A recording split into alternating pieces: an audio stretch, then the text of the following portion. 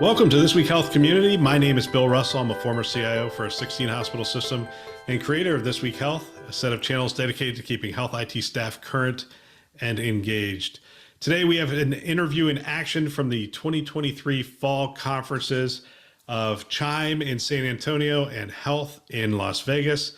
And we want to thank our show sponsors who are investing in our mission to develop the next generation of health leaders. And they are Olive, Rubric, Trellix, Medigate, and F5. Check them out at thisweekhealth.com. And here we go.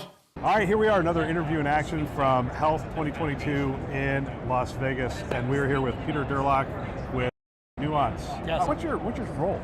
I'm the Chief Strategy Officer for Nuance. And that is sort of a classic strategy role, what markets we want to play in, what we want to compete in, what we don't. I also, when we do large disruptive new product incubations, that's also done under my team. So we do big new innovation projects for new products. Number one question people keep asking me about Nuance is Microsoft. It seems like you came together, they left you alone, because you guys seem to be operating on your own, but you're still taking advantage of each other's offerings and technologies that you bring to bear. That's what we're seeing from the outside? That's generally accurate. So when the companies came together, it's often a mistake by the acquiring company that they buy a smaller company and then distribute it and kind of kills it. So we were very cognizant both sides of that early on, that we didn't want to take away the magic of the things that Nuance does well. So yes, our whole core healthcare business moved in as a unit.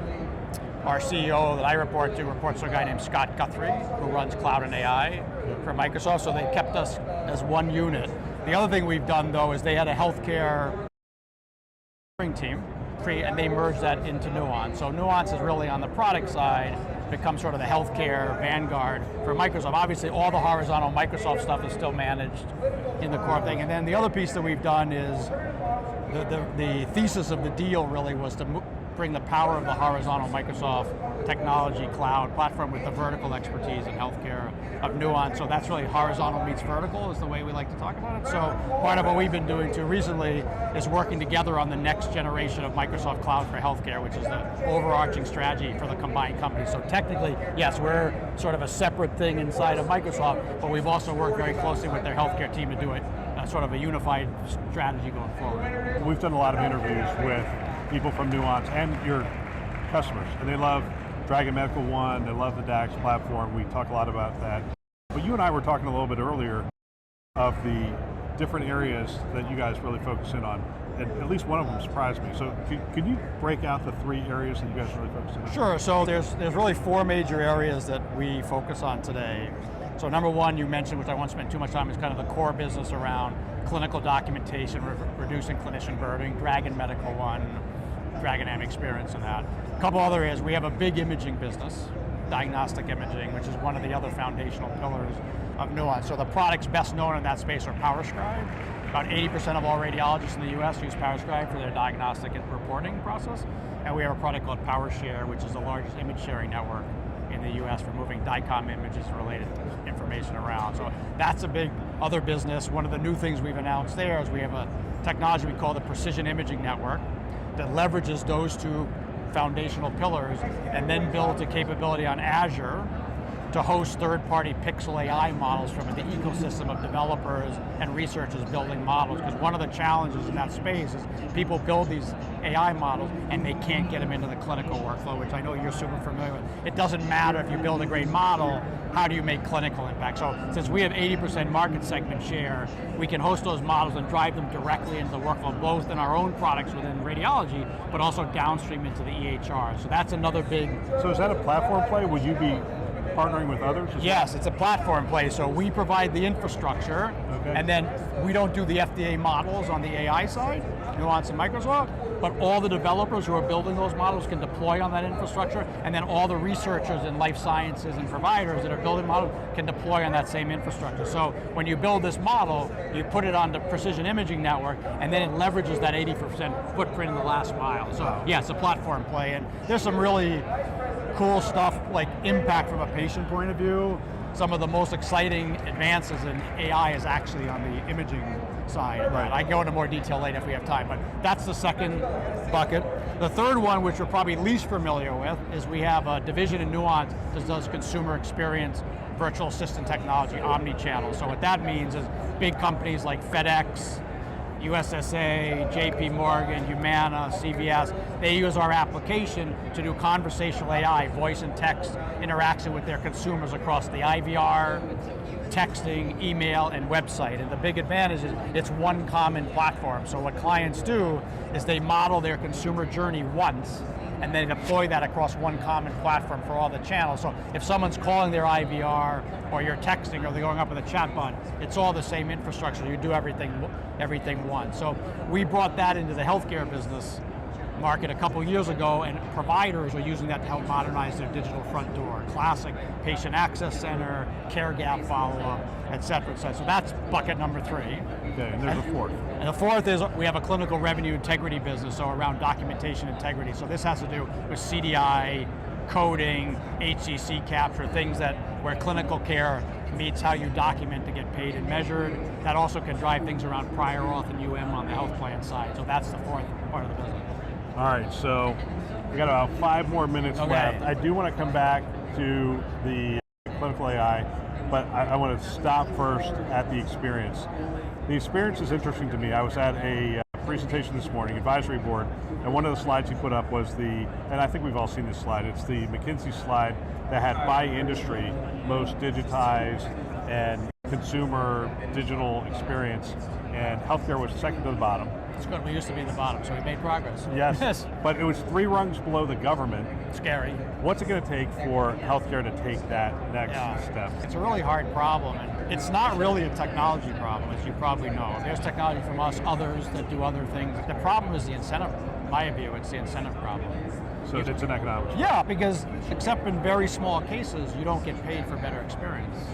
And you know most health systems, well, they're struggling. Right. And so, besides doing Press-Ganey surveys for HCAPs or CCAPs and a few other things, like the patient access center is getting a lot of attention. Why?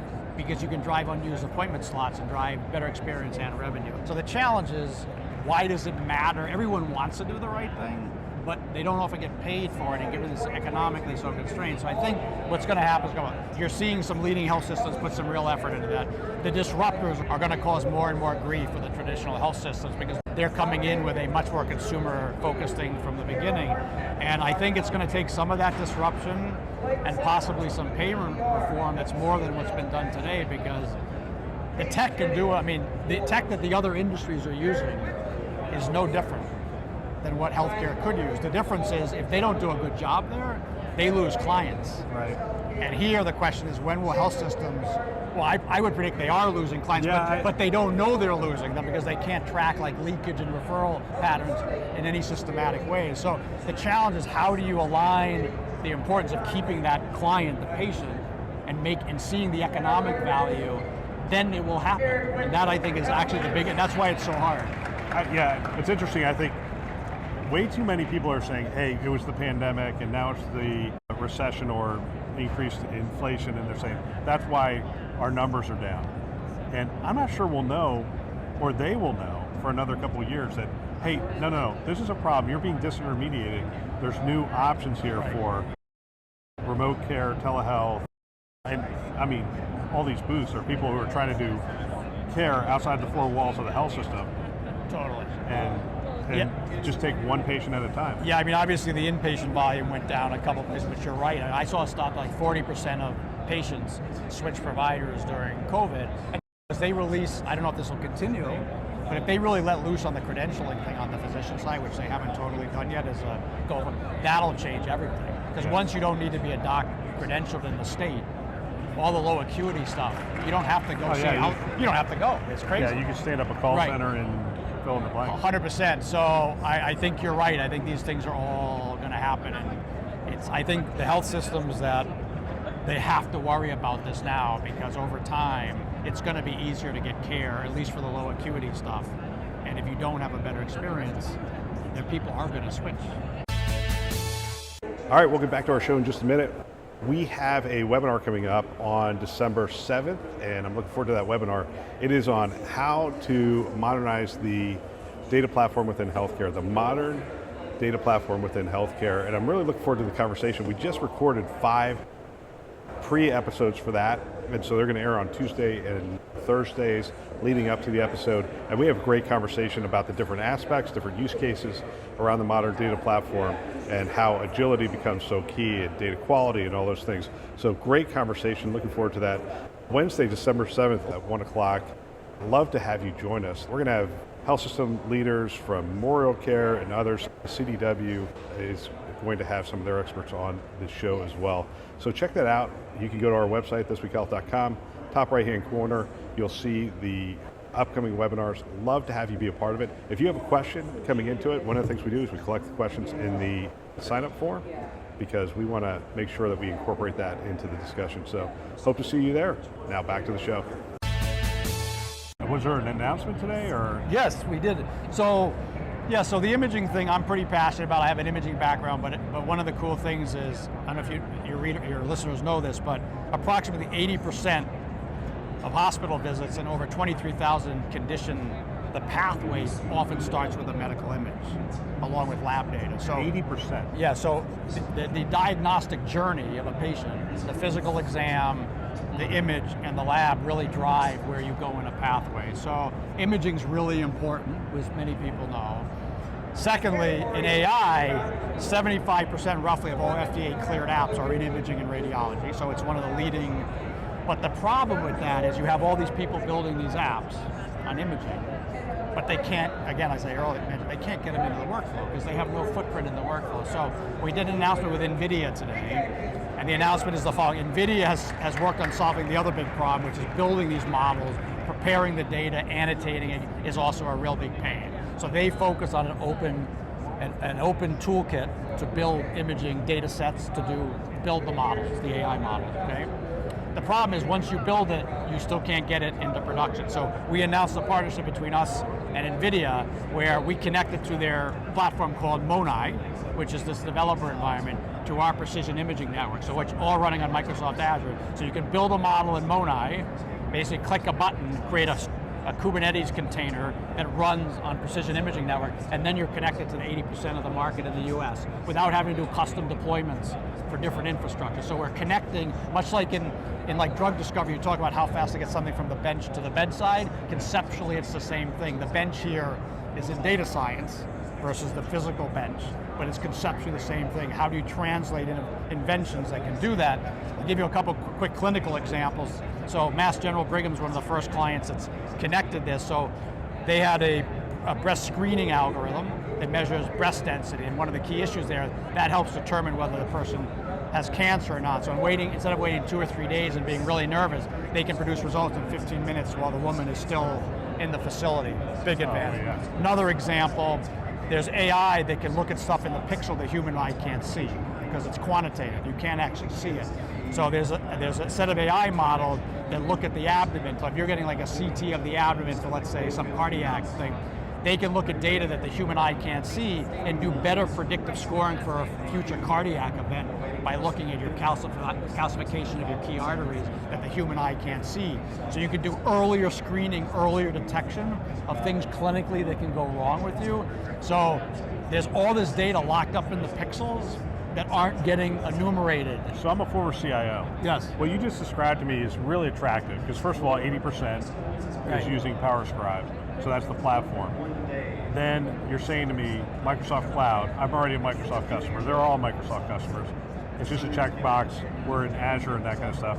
NVIDIA, Kubernetes, I'm already a VMware shop. I mean, all these things you're saying, I already have. Right.